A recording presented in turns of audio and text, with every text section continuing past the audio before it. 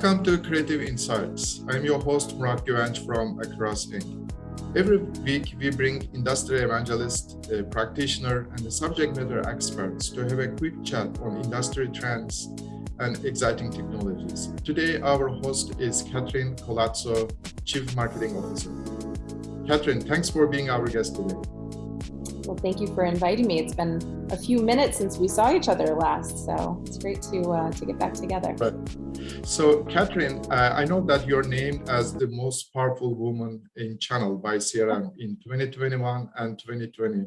So, congratulations for this great honor. Can you want to tell us a little bit more about this achievement? No, thank you. I was honored to be on that list, and it came at a time where I was leading the performance marketing team over at IBM for the channel ecosystem. And it was at a really pivotal time where IBM was investing heavily in the partner ecosystem, and marketing was really helping to support that growth, both from a demand generation strategy, a technology strategy with the platforms that we were providing to our partners. So we did a lot of great work that year, and I think that was really great that CRN had recognized the contributions to the ecosystem. So it was great. It's great. Congratulations again. Oh, thank you. So, Catherine, in the last 12 months, we have seen a big shift to digital. How does increased digitization affect marketing? Do you see this as an opportunity? Absolutely. It affected all of us. I still remember when we were moving towards an in-person conference with our clients.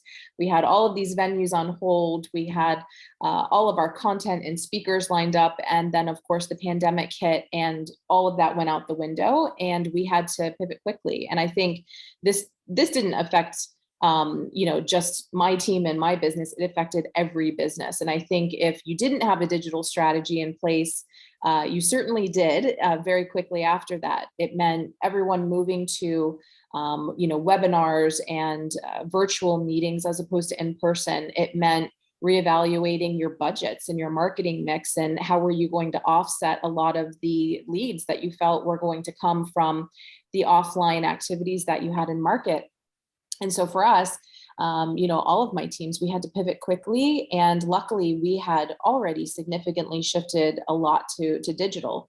But for the ecosystem, many of our partners were behind, and they had to leapfrog to really make sure that they had that constant stream of interest and eyeballs on their campaigns coming in. So it definitely changed not only our budget strategy, but our marketing mix. It changed the way that we spent our time, the kinds of content that we created. Things that worked for in person did not work, of course, online. And we really pushed a lot of our dollars over there. Our data strategy changed as well. We had to make sure that we were looking at different avenues and channels and data sets of how we were going to bring in these new contacts that we now had to bring in digitally. So it affected every part of our organization and our marketing strategy. Correct. And I think it became a new norm as well. So on the same token, we see the marketing landscape is constantly changing, especially in the social and digital. So how is AI reshaping marketing? Well, I think the more intelligence as a CMO that you can have and your team has at their fingertips to be able to make better decisions, of course, we want to head in that direction. So investing in AI is, of course, the future, and all of our teams are certainly looking at that. I think there's some foundational elements that you need first, really understanding your data set, both first-party data, third-party data. How does that work together? How are you looking at attributes of data of your customers or your prospective customers? And then really looking at the mix of how do you do more broad stream marketing in terms of touching many, versus doing account-based marketing. And where I see the AI piece really supporting intentional marketing, really understanding the footprint of a client or prospective client, whether you want to seed new business or expand within that large account. Certainly AI is the way to do it. And the more data that you have, the more patterns that you can build with that information and that history of what's worked before, the better. You become a more empowered marketer. And the days of being just a creative marketer are long gone. And we now also need to be technologists. And I see that as a core part of my role as a CMO. So it is more important than ever to be able to get that true intelligence, that predictive analytics behind all of our campaign strategies. Yeah, very good. So do you believe AI is the next big game changer for marketing? Can you give us a few examples how AI can be used in marketing today? Sure. I think it's been there. I think it's been adopted by different organizations at a different rate and pace. I think investments in the MarTech stack are changing across the industry, and we're definitely starting to see more companies invest in that space.